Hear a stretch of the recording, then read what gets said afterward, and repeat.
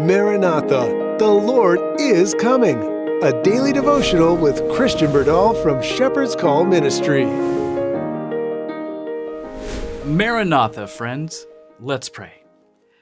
Father in heaven, Lord, thank you for everything you have done, you are doing, and you will do for us. Lord, we ask that you would bless us now with the Holy Spirit to guide and lead our minds into your truth.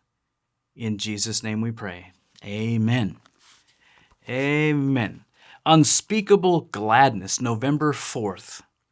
Jesus, for the joy that was set before him, endured the cross, despising the shame, and is seated at the right hand of the throne of God. Hebrews 12:2.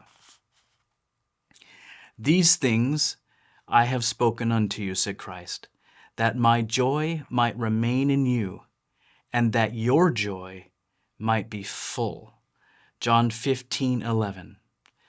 Ever before him, Christ saw the result of his mission.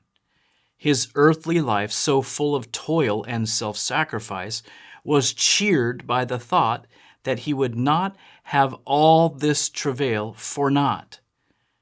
By giving his life for the life of men, he would restore in humanity the image of God. He would fit us up from the dust, reshape the character after the divine pattern of his own character, and make it beautiful with his own glory. That's beautiful. I love that. Christ saw of the travail of his soul and was satisfied. He viewed the expanse of eternity and saw the happiness of those who, through his humiliation, that means dying on the cross, should receive pardon and everlasting life. He was wounded for their transgressions, bruised for their iniquities. The chastisement of their peace was upon him, and with his stripes they are healed. He heard the shout of the redeemed. He heard the ransomed ones singing the song of Moses and the Lamb. Although the baptism of blood must be first received, although the sins of the world were to weigh upon his innocent soul, although the shadow of an unspeakable woe was upon him, yet for the joy that was set before him, he chose to endure the cross and despised the shame. And think about that. Let's use that as an example of how we should live our lives. Yes, it's hard. And yes, Christ is acquainted with all of our temptation, all of our grief, because he himself went through it. He was never let alone by the devil. From the time before Jesus was born, he was hunted. And at the time of his birth, he was hunted. And it was the devil from the time that little baby was born all the way to where the devil ultimately killed him. His life was a struggle. And sometimes we think, Lord, this is not fair. Why is all this struggle and all this pain and all this suffering and all this sorrow? What's going on? Lord, help me. Where are you? He knows, but friends, we can get through it. And he is helping us. He knows how to help us, and he is. In fact, the reality that you're still here and that we're spending time together right now proves that he's gotten you through it. I know it's hard, and he knows it's hard, but keep your eyes on the prize. Keep your eyes on Christ, and you will be safe, and it will help you even here right now, because you know the struggle is not in vain. Amen? It helps Jesus. It can help us. This joy, all his followers are to share. There you go. However great and glorious hereafter, our reward is not all to be reserved for the time of final deliverance. Even here, we are by faith to enter into the Savior's joy. There's a lot of stuff going on in my life. There's a lot of hard things, especially with my wife's health and with my health. You don't know all this yet, but eventually I'm going to share all of that. But the reality is,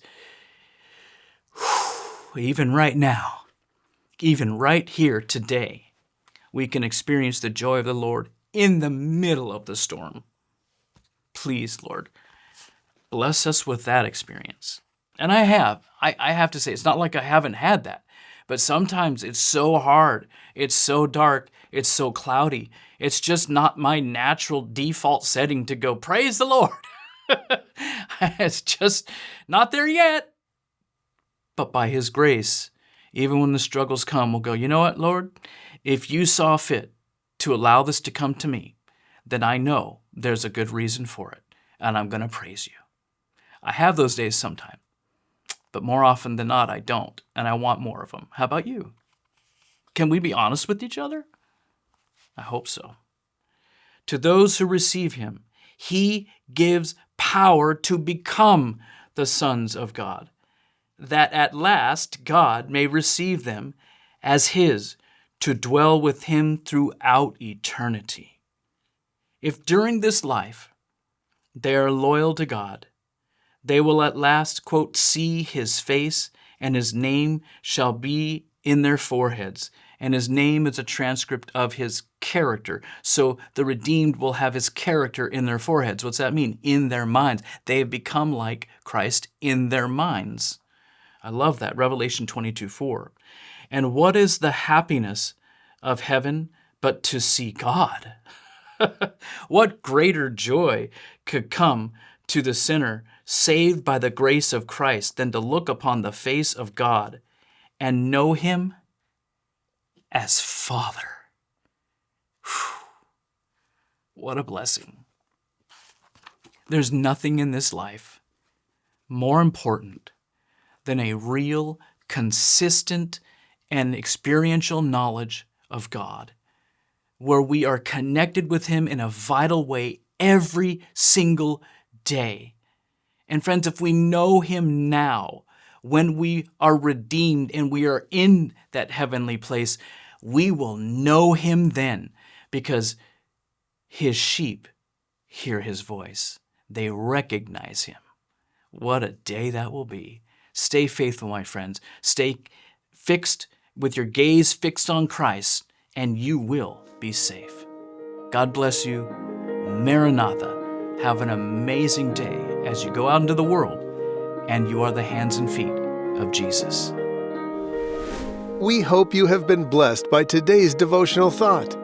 Shepherd's Call Ministry is a faith-based ministry made possible by the generous gifts of viewers like you. Visit shepcall.org for updates, our current and upcoming projects, and online giving. Until next time, may we each respond to the Shepherd's Call.